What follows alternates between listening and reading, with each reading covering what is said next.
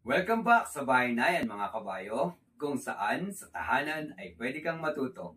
Ako ang inyong learning buddy, ang inyong kabayo, Kabayo Lex. Halina't sabay nating tuklasin ang hiwaga ng buhay.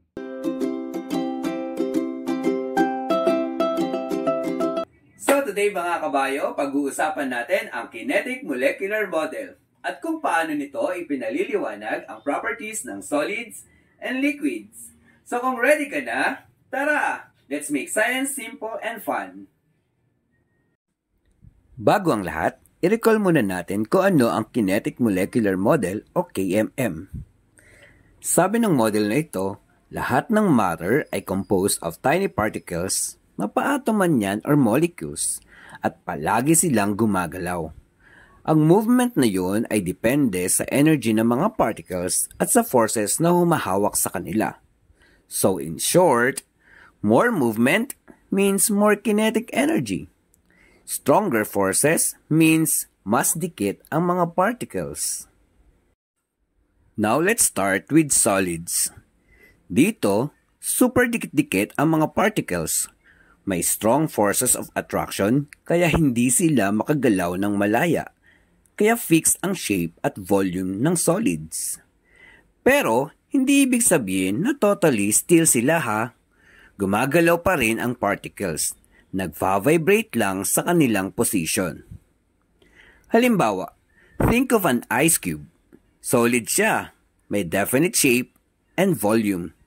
Kasi yung water molecules are tightly packed and nagva-vibrate lang sa lugar nila. Let's see kung ano mangyayari kapag tinaas natin ang temperature from -20 to 0 degrees Celsius. See? Mas bumibilis ang movement ng particles kapag tumataas din ang temperature. And now, let's talk about liquids. Sa liquid, malapit-lapit ang mga particles pero hindi kasing dikit ng mga solid. May weak forces of attraction kaya nakakagalaw pa sila ng konti. That's why liquids can flow and take the shape of their container pero may definite volume pa rin sila. For example, kapag nilagay mo ang tubig sa baso, syempre, sinusunod niya ang shape ng baso, pero hindi nag-expand tulad ng gas. That's because may enough energy pa ang particles para makagalaw, pero hindi para magkahiwalay ng tuluyan. At gaya ng particles ng mga solid objects, bumibilis din ang movement ng mga particles ng liquid kapag itinataas ang temperatura.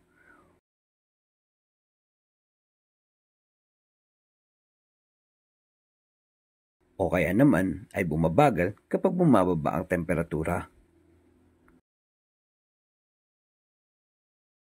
So in short mga kabayo, pagdating sa particle arrangement, solids are very close and fixed, while liquids are close but can still move. Forces of attraction, solids are strong. For liquids, only moderate. In terms of movement, solids can only vibrate, but for liquids, they can slide past each other. In terms of shape, solids are fixed. For liquids, they can take the container shape. In terms of volume, solids are also fixed just like liquids are also fixed. So, nakita niyo naman mga kabayo that the kinetic molecular model help us understand kung bakit ang mga solid ay may definite volume at definite shape at kung bakit ang liquid ay nakakapag-flow pero may definite volume pa rin. So, there you are mga kabayo. Kung tingin mo may natutunan ka today, don't forget to like, share, and subscribe for more fun science lessons. So, see you next time. Keep learning and keep exploring.